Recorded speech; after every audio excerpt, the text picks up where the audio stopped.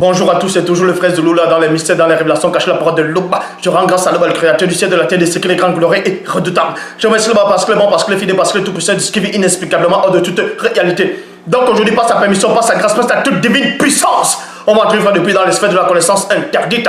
Car vous savez qu'il est dit dans Proverbe 19 que le manque de sens n'est bon pour personne, et dans Proverbe 25 la gloire de l'homme est de cacher des choses et la gloire du roi est de sonder des choses. Néanmoins, il est dit dans Jérémie 33 de moi, je te relèverai des choses cachées, des choses que tu ne sais pas. Et dans Jean 3:11, nous disons ce que nous savons et leur rend témoignage de ce qu'on a vu. Aujourd'hui, nous allons encore entrer une fois de plus dans la source même de la haute connaissance. Aujourd'hui, on va parler de Caïn, parce que beaucoup de personnes, c'est-à-dire son vrai nom, c'est Pongicé, mais dans les Bibles actuelles, on le nomme Caïn. Bible classique, beaucoup de personnes se sont posées des questions de savoir qu'est-ce qui est réellement arrivé à Caïn. Parce que dans les Bibles actuelles classiques, il est aussi dit que ce Dieu-là, Dieu a mis une marque, un signe sur Caïn, que quiconque le trouve ne puisse le nuire, c'est-à-dire ne puisse le tuer. Et beaucoup de personnes disent, bon, vu qu'on a mis un signe sur Caïn, et que quiconque le trouve ne puisse le tuer, ne puisse le nuire, ils se disent, non, forcément Caïn n'est pas mort. Et il y a aussi une théorie qui disent que Caïn soit transporté, c'est-à-dire qu'on ait transporté Caïn, que Dieu a transporté Caïn dans une autre planète. Et dans cette planète-là, il était avec sa femme, et là-bas il s'est multiplié, il a eu beaucoup d'enfants. Et plus tard, il est revenu dans Genèse, en tout cas plus tard ses enfants sont revenus dans Genèse chapitre 6 au verset 2, pour coucher avec les femmes, les filles de la lignée, les enfants de la lignée de Seth, selon ces théories-là. Mais on voit que ça ne tient pas la route, ça n'a pas de sens. Beaucoup de personnes ont parlé sur Caïn, d'autres disent des choses qui ne tiennent toujours pas la route. Il y a aussi un livre apocryphe qui avait repris cela par rapport à l'histoire de Caïn, de savoir comment Caïn était mort, ainsi de suite. Mais nous savons néanmoins que tous les livres apocryphes qui existent ont néanmoins pris les réécrits quelque part. Et on sait que la vraie écriture, les vraies écritures viennent de l'Afrique ancestrale, c'est-à-dire de Ouassi, du continent Mouniel. Donc ici, si Caïn est mort, comment il est mort? S'il n'est pas mort, mais qu'on nous le dise. Donc pour cela, on va entrer dans la haute connaissance. Dans Origine chapitre 4, à partir du verset 47, il est dit que c'était une époque toujours très reculée. On va entrer dans l'histoire des ancêtres, on va y entrer dans l'histoire même. Donc c'était une époque très reculée dans le continent Mouniel, dans le Ouassi ancestral de vos aïeux. Et celui qu'on appelle Pongicé a eu un fils. Et son fils aussi a eu une descendance. On vous dit ici, dans le verset 47, donc que le fils de Pongicé engendra Pélé engendra Boama, Boama engendra Moutoué, Moutoué engendra Mayala, donc il y a point. Après ces événements, virgule, longtemps après, parce que quand ils se sont multipliés, ils vivaient tellement longtemps à cette époque, donc longtemps après, on vous dit ce qui va se passer. Longtemps après ces événements, virgule, longtemps après, virgule, il arriva que Pongicé alla avec Mayala, virgule, l'un de ses petits-fils à la chasse. Point. Enfin, non, plutôt, ceci, enfin de capturer un gibier. On vous dit ici que ceci, enfin de capturer un gibier. Donc, ça n'a rien à voir avec tuer un gibier. Ils n'étaient pas là pour tuer le gibier. Donc, c'était pour capturer le gibier. Donc, capturer ici, là, parce qu'à cette époque, les hommes ne mangeaient pas encore de la viande. Vous voyez, les hommes ne mangeaient pas de la viande. Les hommes ne mangeaient pas de la viande à cette époque-là. D'ailleurs, ils ne mangeaient pas des animaux. Mais néanmoins, ils sont allés ici à la chasse pour capturer un gibier vivant, afin de le mettre dans l'enclos. Parce que c'est comme actuellement même ce qu'on appelle les parcs. Ils font des parcs, ainsi de suite. Bon, c'est un animal qu'ils devaient capturer, en tout cas à cette époque-là, pour eux. Après ces événements, longtemps après, il arriva que Pongicé alla avec Mayala, l'un de ses petits-fils à la chasse. Point. Ceci afin de capturer et non de tuer, mais de capturer un gibier. Point. Parce qu'il y en a aussi, actuellement, il y en a qui le font, qui vont à la pêche, ils vont capturer des gros capres, les capres, mais ils prennent des photos, mais ils ne les tuent pas. Ils prennent des photos, ils ne les tuent pas, et ils les remettent dans l'eau. D'autres aussi vont à la chasse, ils vont attraper des gibiers, mais ils ne les tuent pas, ils les mettent chez eux, à l'enclos, les animaux sauvages, afin d'avoir un enclos pour les mettre là-dedans. Donc ici, comme je répète, après ces événements, longtemps après, il arriva que Pongisse alla avec Mayala, l'un de ses petits-fils, à la chasse. Point. Ceci afin de capturer un gibier. Et un des jeunes frères de Malaya, Mayala plutôt, fils de Moutoué, vint avec eux. C'était très tôt le matin, plutôt dans la pénombre, car à cette époque, les hommes avaient la capacité de voir aussi bien que certains animaux dans les lieux peu éclairés. Il y a point. Donc vous dites ici que c'était une époque où les hommes avaient la capacité de voir dans les lieux, c'est-à-dire dans la pénombre, les lieux peu éclairés, comme certains animaux qu'on voit actuellement. Il y a des lions, ainsi de suite, qui vont même chasser la nuit.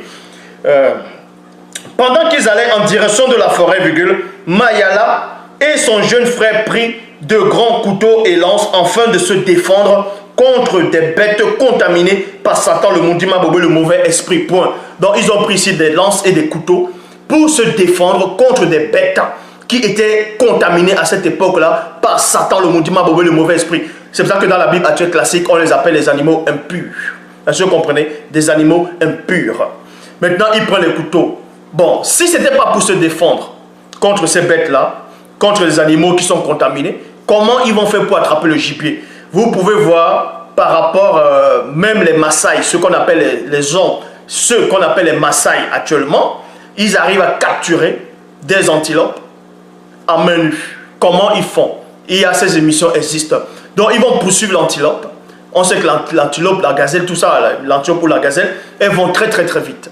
Donc ce qu'ils font, c'est quoi? Ils jouent la résistance. Donc ils vont poursuivre l'antilope pendant des heures. L'antilope, certes, va les courser, va courir, va galoper, bon, va courir plutôt, va partir. Mais ils vont poursuivre l'antilope, puisque eux, ils sont résistants. Ils vont poursuivre. À un moment donné, l'antilope va se fatiguer. Ça, c'est déjà été prouvé. L'antilope va se fatiguer. Et eux, vu qu'ils ont travaillé les souffles cardio, l'animal va se fatiguer. L'animal ne pourra même plus courir. Donc c'est là où maintenant ils capturent l'animal. Donc, ici, pendant qu'ils allaient en direction de la forêt, Mayala et son jeune frère prirent de grands couteaux et de lances afin de se défendre contre les bêtes contaminées par Satan, le Mundima Bobo. Point. Pongisse, quant à lui, il sentit spirituellement le bouleversement des étoiles. On vous dit ici, pendant qu'il était en chemin, pendant qu'il cheminait, Pongisse a ressenti spirituellement le bouleversement des étoiles, la perturbation des astres. Parce qu'il était connecté, il connaissait le mystère, on l'avait initié, on l'avait intronisé dans la connaissance interdite, dans le savoir de la cosmologie. Donc il connaissait, il a ressenti les vibrations, il a ressenti la perturbation des astres, des étoiles. Mais on vous dit ce qu'il a fait. Il n'a pas dit ça à ces deux-là qui marchaient avec lui. Mais il garda cela en son cœur. Point. Arrivé à la forêt, Pongisse ainsi que Mayala et son jeune frère virent un grand gibier. Ce n'est pas le jeune frère de Caïn, puisqu'il était déjà mort. Donc, et vit un grand gibier de loin et se séparer afin de se rapprocher et d'attirer le gros gibier vers le lac qui se trouve dans cette forêt. Point. Pongisse, c'est-à-dire Caïn, alla de son côté, tandis que Mayala et son jeune frère allaient ensemble. Il y a point. Donc, comme je dis, il y a un livre apocryphe qui essaie de parler de ça, mais ils se sont gourés complètement. Il y a beaucoup de livres apocryphes, on sait d'où ça vient. Quelques temps après, Mayala et son jeune frère s'approchaient du gros gibier à petits pas, derrière les épaisses broussailles plutôt. Point. Dès qu'ils furent tout près du gros gibier, l'animal ressentit aussitôt leur présence. Point. Alors Mayala et son jeune frère sortirent des broussailles en toute vitesse vers le gros gibier. Mayala prit de son côté, prit du côté droit, virgule, et son jeune frère prit du côté gauche en poussant des grands cris.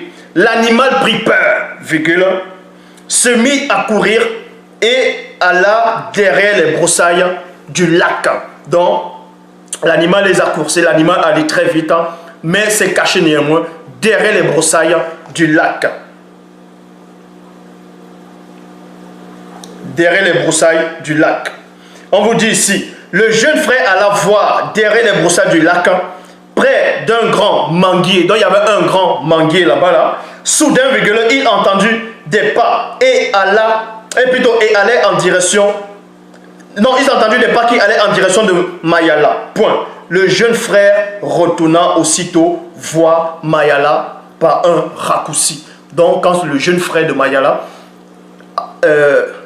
a entendu, en gros, entendu des pas qui allaient en direction vers son frère, il a pris aussitôt un raccourci pour aller avertir son frère. Le jeune frère retourna aussitôt vers Mayala par un raccourci. Dès qu'il fut près de lui, les pas qu'ils avaient entendus tout près d'un grand manguier se firent ressentir de plus en plus en direction d'eux. Et ensuite on vous dit quoi? Alors à peine avait-il vu qui était l'auteur des pas, virgule, une ombre sortie des broussailles, point, une ombre sortie des broussailles. Quoiqu'il eut la capacité de voir aussi bien que certains animaux dans les lieux peu éclairés, virgule, le jeune frère ne vit pas clairement celui qui approchait vers eux à cette distance. Il y a point. Soudain, virgule, le jeune frère parla doucement à Mayala. C'est le gibier. Donc, il n'avait même pas vu le gibier. Pour lui, vu que il savait où le gibier se trouvait et que le gibier pour lui allait vers la direction vers son frère là-bas. Donc, il a pris un raccourci. Il est vite arrivé avant ce gibier. Donc, quand il entendait des pas dans les broussailles, donc pour lui, il était persuadé que c'était le gibier qui était là. Donc, quand il a entendu des pas, il dit à son frère, il n'a même pas, à peine on voit l'ombre qui sort, il dit c'est le gibier. Il crie c'est le gibier. Lorsque Mayala entendit cela, virgule, Satan, le Moudima Bobo, le mauvais esprit, l'inspira. Donc Satan a inspiré Mayala ici là. Satan a inspiré Mayala. Il y a point. Pourquoi inspirer Mayala? Parce que Satan aimait quand le sang puisse se verser. Il aimait verser le sang. Donc, ici, là, il voulait que Mayala puisse tuer ce gibier-là. Que Mayala puisse nuire à ce gibier pour que le sang se verse encore. Est-ce que vous comprenez? Mais Satan, lui, il ne savait pas que exactement ce qui venait là. On va vous montrer, on va vous expliquer pourquoi. Mais Satan lui a inspiré pour que cet homme-là puisse tuer le gibier, pour que le sang puisse couler de nouveau. Donc, on vous dit ici, quand Mayala et son jeune frère s'approchaient, alors un grand cri et un gros bruit se fit entendre. Point. Quand Mayala et son jeune frère s'approchaient pour voir si c'était bel et bien le gibier, virgule, Mayala fut complètement stupéfait. Il entra dans un état second et poussa de grands cris de terreur et de douleur. Point. Mayala croyait viser le gibier. Sur la parole de son jeune frère dans les broussailles. Point. Mais en réalité, virgule, il avait tué involontairement son ancêtre Pongicé, c'est-à-dire Caïn, avec un grand couteau. Point. Donc, parce que selon la parole que l'entité avait prononcée, même dans les Bibles classiques actuelles, quand on vous dit que Dieu a dit, quand Caïn a dit quiconque va le trouver va le tuer, il a dit qu'on a mis un signe sur Caïn, que quiconque le trouve ne le tue pas. En gros, ça veut dire que quiconque trouve Caïn ne puisse pas le tuer volontairement. Donc, dans l'intention de tuer Caïn, personne ne pouvait. Voilà ce que cette prophétie a été annoncée même dans les Bibles actuelles. Mais il n'est pas dit qu'on ne peut pas tuer Caïn involontairement. Volontairement et involontairement, c'est deux choses. C'est pour ça que Satan lui-même ne savait même pas que c'est Pongis qui était derrière les broussailles. Pourquoi Satan ne savait pas alors qu'il peut voir des choses très loin? Satan ne savait pas parce que la protection sur Caïn, pour que quiconque puisse le voir, ne puisse pas le nuire volontairement, ça voudrait dire que si Satan savait que c'était Pongis qui était dans les broussailles et qu'il avait inspiré Mayala pour que Mayala tue Caïn, ça revient à dire que c'est Satan aussi a tué Caïn volontairement. Or, Satan ne pouvait pas aller là contre cette prophétie-là, c'est-à-dire contre la marque, ce signe, cette marque divine qui était sur Caïn. Mais Caïn a été tué ici, involontairement. Parce que si c'était volontairement, on ne pouvait pas le tuer. Donc il est bel et bien mort. Caïn, selon la vérité authentique, originelle. Donc je répète. Mayala croyait viser le gibier sur la parole de son jeune frère dans les broussailles. Mais en réalité, il avait tué involontairement son ancêtre Pongis, c'est-à-dire Caïn, avec un grand couteau. Lors de la mort de Pongis, son cordon d'argent reliant le corps à son esprit se brisa, ainsi que le lien mystérieux reliant l'âme à l'esprit. En ce moment, l'âme et l'esprit de Pongis sortit de son corps physique. Point. Ainsi, il mourut physiquement et non spirituellement. Il mourut physiquement. Un puissant Namuloloma, c'est-à-dire ange, fit son apparition et porta son âme. Point. Il l'amena dans le séjour des vivants. Il l'amena dans le séjour des vivants. Mundima dit séjour des morts réservé aux initiés. Donc ici, là, il allait rejoindre son frère. Point.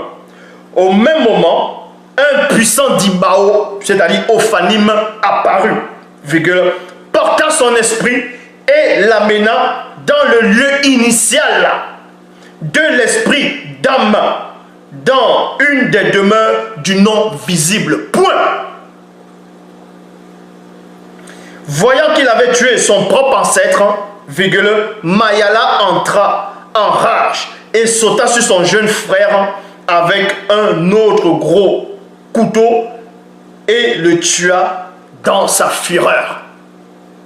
Point. Moto et Muto, qui étaient dans leur demeure, ressentit la rupture, c'est-à-dire mort, de leur fils Pongissé.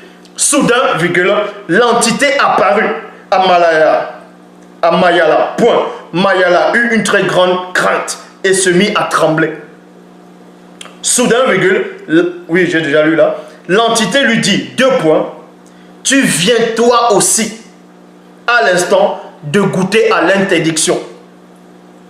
L'acte abominable que tu viens d'accomplir fera manifester le contraire de l'unité dans le visible là-bas. Mais, tu seras jugé dans la balance de la conscience profonde. Point. Quelque temps après ces événements, Mayala prit pour lui, comme ses épouses corporelles, 2 facultés physiques, c'est-à-dire femmes. Même, voilà. Le nom de la première était Dolicé, c'est-à-dire Ada, Anda. L'évidente est celui de la seconde est Dingue Dingue. Donc Sila, la profonde, l'obscure, la voilée. Mayala, dont vous appelez dans les Bibles actuelles la Mecque, les Mecs, tout ça là, d'autres noms. Mayala dit à ses femmes, Dolicé, c'est-à-dire Ada, et Dingue Dingue Sila, écoutez ma voix, prêtez l'oreille à mes paroles. J'ai tué un homme, c'est-à-dire Pongissé. qui est Caïn, pour avoir écouté sans vérifier, virgule, et un jeune homme, c'est-à-dire jeune frère, pour ma menstruation, point. Donc vous voyez, l'acte abominable qu'il accomplit, c'est pour ça que l'entité lui a dit ici, là, l'acte abominable que tu viens d'accomplir fera manifester le contraire de l'unité dans le visible. Le contraire de l'unité, c'est quoi? C'est la polygamie. Donc son acte a créé la polygamie. Quand il dit pas créer, mais manifester la polygamie. L'unité, c'est quoi? Un homme et une femme seuls, comme Loba, par son verbe, avait ordonné. Un homme et une femme. Or, son acte abominable a fait en sorte que la polygamie se manifeste. Donc, selon la Bible, on dit que j'ai tué un homme pour ma blessure, un fils de l'homme, et tout ça là pour ma menstruation. Beaucoup de gens sont creusés la tête sans savoir. Ils disent, mais c'est quoi ça? C'est quoi ça? On ne comprend pas. Voici la révélation. Il n'y a qu'un seul enseignant. Loba s'est encore glorifié.